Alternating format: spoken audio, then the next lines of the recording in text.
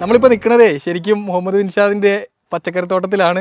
എന്തൊക്കെ പച്ചക്കറിയാണ് ബിൻഷാദ് ശരിക്കും കൃഷി ചെയ്യുന്നത്? പച്ചക്കറി നമ്മൾ കൃഷി ചെയ്തിട്ടുള്ള ചീര, അതുപോലെ ചെരങ്ങ, പിന്നെ അതുപോലെ മധുരക്കിഴങ്ങ്, കപ്പ, പയറ്, പിന്നെ നെല്ല്, അങ്ങനെയുള്ള കാര്യങ്ങളൊക്കെയാണ് ഇപ്പൊ നമ്മൾ കൃഷി ചെയ്തിട്ടുള്ളത്. ആണല്ലേ. ഞാൻ ആക്ച്വലി നിന്നെ കാണുന്നതേ ഒരു ഇൻസ്റ്റഗ്രാം വീഡിയോയിലാണ്.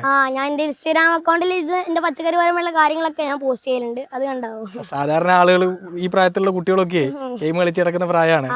ഈ പച്ചക്കറി കൃഷി അല്ലെ കൃഷി എന്ന് പറയുന്നത് എങ്ങനെയാ മനസ്സിലേക്ക് വന്നത്? കൃഷി എന്ന് പറയുമ്പോൾ എൻ്റെ ഉപ്പാൻ്റെ അടുത്ത്, അതായത് എൻ്റെ ഉപ്പാൻ്റെ അടുത്തൊക്കെ പശു, കാള, പിന്നെ അതേപോലെ കൃഷിയൊക്കെ നെല്ലൊക്കെ കൃഷി ചെയ്തിരുന്നു. അപ്പൊ അത് കണ്ട് എൻ്റെ ഉപ്പ പശുവിനെ വാങ്ങി അതുമാതിരി കൃഷിയൊക്കെ ചെയ്യാൻ തുടങ്ങി. പിന്നെ ഈ കൃഷിയിലേക്ക് ഇറങ്ങുമ്പോ മറ്റൊന്നിലും കിട്ടാത്ത സന്തോഷം ഈ കൃഷിയിൽ നിന്ന് കിട്ടുന്നുണ്ട്. കാരണം എന്താന്ന് വെച്ചാൽ മറ്റെന്ത് കാര്യങ്ങൾ ചെയ്യുമ്പോഴും നമുക്ക് അത്ര തൃപ്തി തോന്നൂല. പക്ഷെ ഈ കൃഷിയിലേക്ക് ഇറങ്ങിയ പോസിറ്റീവ് എനർജിയാണ്, സത്യം പറയാം. കാരണം നമ്മൾ അത്രയും എഫേർട്ട് എടുത്ത് വെള്ളം ഒഴിച്ച് കൊടുത്ത, അതായത് നമ്മളെ പച്ചക്കറി നമുക്കൊരു ഫലം തരുമ്പോണ്ടല്ലോ, അത് പിടിച്ചു നോക്കുമ്പോൾ തന്നെ ഭയങ്കര ഒരു എനർജിയാണ് നമുക്ക് കിട്ടുന്നത്. അതായത് നമ്മൾ സ്ക്രീൻ ടൈം പരമാവധി കുറക്കാൻ പറ്റുന്നുണ്ട് ഈ പച്ചക്കറി കൊണ്ട്. നമ്മൾ ഇതിനായിട്ടുള്ള കാര്യങ്ങൾ തന്നെ കുറെ ഉണ്ടല്ലോ, അതുകൊണ്ട് സ്ക്രീൻ ടൈം പരമാവധി കുറക്കാൻ പറ്റുന്നുണ്ട്, മറ്റു ലഹരിയിലേക്ക് പോകാതിരിക്കാൻ പറ്റുന്നുണ്ട്. ഇത് ഇങ്ങനെ ലഹരിയാക്കി കൊണ്ടെടുക്കാനാണ് എനിക്ക് ഇഷ്ടം. ഇപ്പൊ നിങ്ങളെല്ലാം ശ്രദ്ധിക്കുക, ബിൻഷാദിന്റെ കയ്യിലുള്ള പയർ എന്ന് പറയുന്നത് അവൻ സ്വന്തമായിട്ട് അധ്വാനിച്ച് കൃഷി ചെയ്ത പയറാണ്. അപ്പോൾ നമ്മൾ കുറച്ച് നേരത്തെ അവനെ കൊണ്ട് എന്താ പറയുക വിളവെടുപ്പിച്ചാണ്.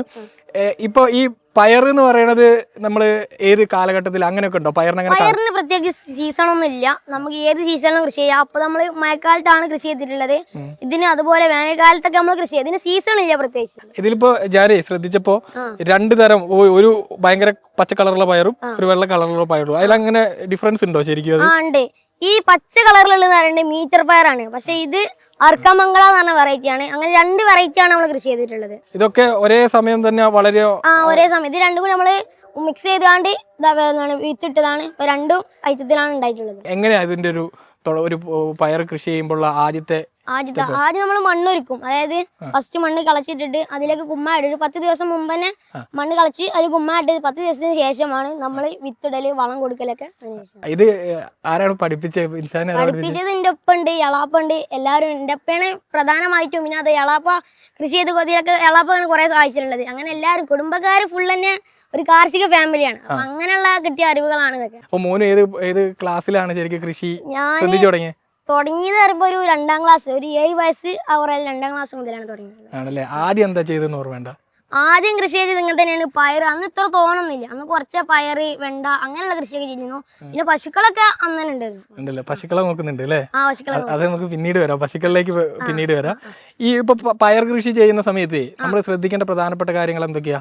പയർ കൃഷി ചെയ്യുമ്പോൾ നമ്മൾ പ്രധാനമായിട്ട് ശ്രദ്ധിക്കേണ്ടത്, ഇത് വിളവാണ് നേരത്തെ ഇത് കായ് വരുന്ന കുറച്ച് മുമ്പായി നമ്മൾ മൈക്രോ ന്യൂട്രിയൻസ് കൊടുക്കണം. അത് കടയിലുണ്ടാവും, മൈക്രോ ന്യൂട്രിയൻസ് കൊടുക്കണം.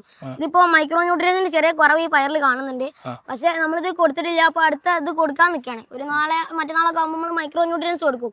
പിന്നെ ഈ പയറിൽ മുഞ്ഞ എന്ന് പറഞ്ഞിട്ടുണ്ട്, മുഞ്ഞ കുനിയൻ എന്നൊക്കെ പറഞ്ഞാൽ ഒരു സാധനമുണ്ട്. അതിപ്പോ ഇതിലുണ്ട്, ഞാൻ കാണിച്ചു തരുന്നത്. നമ്മളിതിന് മരുന്ന് അടിച്ചാണ്. അതായത് 1 ലിറ്റർ വെള്ളത്തിൽ 50 മില്ലി സുർക്ക, പിന്നെ 25 മില്ലി നമ്മളെ സോപ്പ് ലൈൻ ഉണ്ടല്ലോ, അതും കുറച്ച് എണ്ണയും കൂടി ചേർത്തിട്ട് മിക്സ് ആക്കിയിട്ട് ഇതിന് അടിച്ചു കൊടുത്താലും ഒക്കെ പോകും. അത് ജൈവ കീടനാശിനിയാണ്. അത് അടിച്ചാൽ വേഗം പോകും. അതാണ് നമ്മൾ പ്രധാനമായിട്ട് ഇതിൽ വരല് കുഞ്ഞൻ എന്ന് പറഞ്ഞ സാധനമാണ്. ഈ മൈക്രോ ന്യൂട്രിയൻസ് എന്ന് പറഞ്ഞാൽ കൊടുക്കാന്ന് പറഞ്ഞാൽ എങ്ങനെ കൊടുക്കുക? വെള്ളത്തിൽ കലക്കിയിട്ടാണ് കൊടുക്കൽ. ഒഴിച്ചു കൊടുക്കും? അല്ല, കലക്കിയിട്ട് ഇങ്ങനെ സ്പ്രേ ചെയ്യും, മണ്ണിൽ ഒഴിച്ചു കൊടുക്കും. ആണല്ലേ. ഈ പയറ് മാർക്കറ്റിൽ കൊടുക്കുകയാണോ ചെയ്യുന്നത്, അല്ലെങ്കിൽ എങ്ങനെയാണ്? പയർ മാർക്കറ്റിലല്ല, നമ്മള് പാല് കൊടുക്കുന്ന പശുക്കളുണ്ടല്ലോ, അപ്പൊ പാല് കൊടുക്കുന്ന വീടുകൾക്ക് നമ്മളൊരു ഗ്രൂപ്പ് ഉണ്ടാക്കിയിട്ടുണ്ട്. ആ ഗ്രൂപ്പിൽ നമ്മുടെ അടുത്തുള്ള പച്ചക്കറിയോ എന്താണോ, അപ്പോൾ മീനൊക്കെ പിടിക്കലുണ്ട്. അപ്പൊ എന്താണ് നമ്മുടെ കയ്യിലുള്ള സാധനം അത് നമ്മൾ ഫോട്ടോ എടുത്തിട്ട് ആ ഗ്രൂപ്പിൽ അയക്കുമ്പോൾ ആവശ്യമുള്ളവരെ നമ്മളെ കോൺടാക്ട് ചെയ്യും. എന്നിട്ട് അങ്ങനെയാണ് നമ്മൾ കൊടുക്കല്. ഇപ്പൊ നിലവിലുള്ളത് ഈ പയറുണ്ട്, പിന്നെ അതേമാതിരി കപ്പ, പിന്നെ മധുരക്കിഴങ്ങ്, അങ്ങനെയുള്ള കാര്യമാണ് ഇപ്പൊ നിലവിലുള്ളത്. ബാക്കിയൊക്കെ നമ്മൾ വിളവെടുത്ത് കഴിഞ്ഞതാണ്. ചീര വിളവെടുത്തു, ചെരങ്ങ വിളവെടുത്തു, ഒക്കെ വിളവെടുത്ത് കഴിഞ്ഞതാണ്.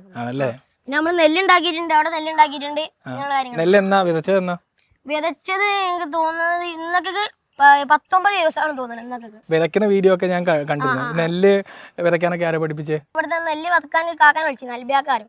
മൂപ്പരിങ്ങനെ പറഞ്ഞത് ഇങ്ങനെ വിതക്കേണ്ടത് എങ്ങനെയാ വെച്ചാൽ എന്റെ ഒപ്പൊക്കെ പറഞ്ഞത്, അങ്ങനെയാണ് ഇത് പഠിച്ചത്. നമ്മൾ എന്ത് പയർ കൃഷി ചെയ്യുകയാണെങ്കിൽ അല്ലെങ്കിൽ ചീര കൃഷി ചെയ്യുകയാണെങ്കിൽ എന്തൊക്കെ വളം ഉപയോഗിക്കുക? മെയിനായിട്ട് വേണ്ടത് വെള്ളം, ചാണകം, പിന്നെ മൂത്രത്തിന്റെ പശുക്കളുടെ മൂത്രത്തിന് കുറച്ച് വെള്ളം, അങ്ങനെയാണ് കൊടുക്കും. വേറെ വളങ്ങളൊന്നും ഉപയോഗിക്കുന്നില്ല, ജൈവമായിട്ടുള്ള പിന്നെ ഇത് എന്താണ് നമ്മളെ കൃഷി ഓഫീസർ നിർദ്ദേശപ്രകാരം എന്താണോ പറഞ്ഞത് അതാണ് കൊടുക്കും. ഇവിടുത്തെ കൃഷി ഓഫീസറുമായിട്ടൊക്കെ നല്ല ബന്ധമുണ്ടോ? പോവാറുണ്ടോ? പോവാറുണ്ട്, ഉപ്പാന്റെ കൂടെ പോവാറുണ്ട്. എന്ത് കാര്യങ്ങളിലാ ഉപദേശം അവരെന്താ പറയാറുള്ളത്? അവര് നമ്മുടെ ഈ പച്ചക്കറിക്ക് എന്തെങ്കിലും കുഴപ്പമുണ്ടെങ്കിൽ നമ്മളവിടെ പോയി പറയലാണ്. അപ്പൊ അതിനനുസരിച്ച് മരുന്ന് ഏതാണോ അല്ലെങ്കിൽ വളം ഏതാണോ അത് ഒരു പറഞ്ഞുതരും. ചീര കൃഷി ചെയ്യുന്നുണ്ട് എന്ന് പറഞ്ഞു. അപ്പൊ ഈ ചീര കൃഷിക്കും ഈ നമ്മൾ ചാണകം തന്നെയാണോ ഉപയോഗിക്കുക? ചീര കൃഷിക്കൊക്കെ ചാണകം തന്നെ ഉപയോഗിക്കല്. ചീര നമ്മള് വ്ളാത്താങ്ങനെ പറഞ്ഞൊരു വെറൈറ്റി ആണ് കൃഷി ചെയ്യുന്നത്. അതിന്റെ വിത്തിന് 1 കിലോ വിത്തിന് 4000 രൂപ വില വരുന്നുണ്ട്.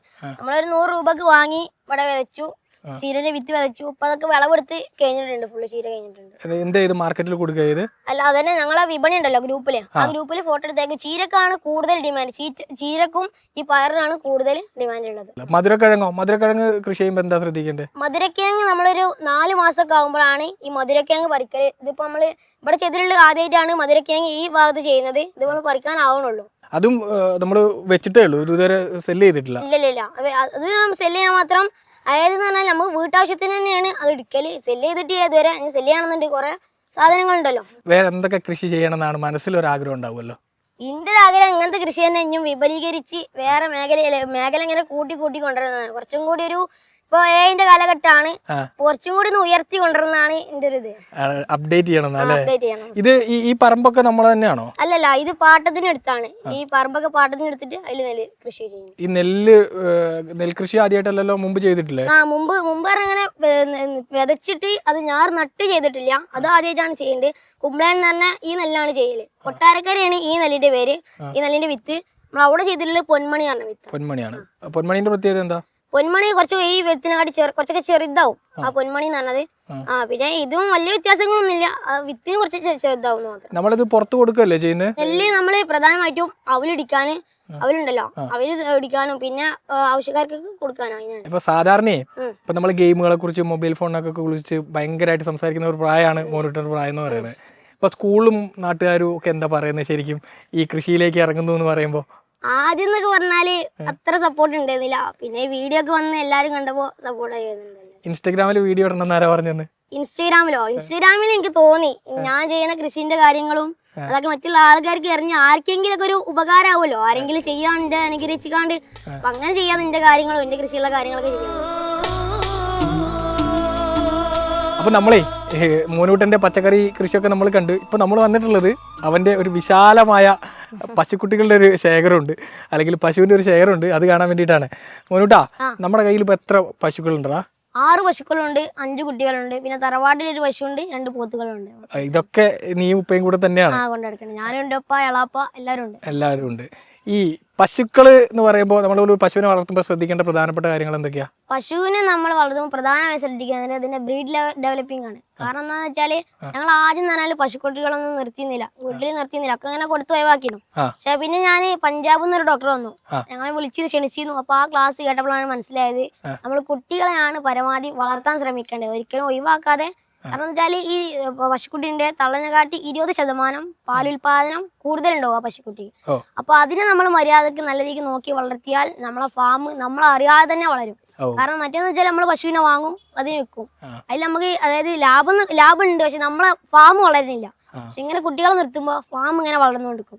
പിന്നെ പരമാവധി അസുഖങ്ങൾ ഉണ്ടാവും. അസുഖങ്ങൾക്കൊക്കെ നമ്മൾ അപ്പം തന്നെ എല്ലാത്തിലും തിരിച്ചറിഞ്ഞ് എന്താ അസുഖം എന്നുള്ള രക്തം ടെസ്റ്റ് ചെയ്ത് തിരിച്ചറിഞ്ഞിട്ട് അതിനുള്ള മരുന്ന് വേഗം കൊടുക്കണം. കോമൺ ആയിട്ട് വരുന്ന അസുഖങ്ങൾ എന്തൊക്കെയാ പശുവിന് നമ്മുടെ ഫാമിലി?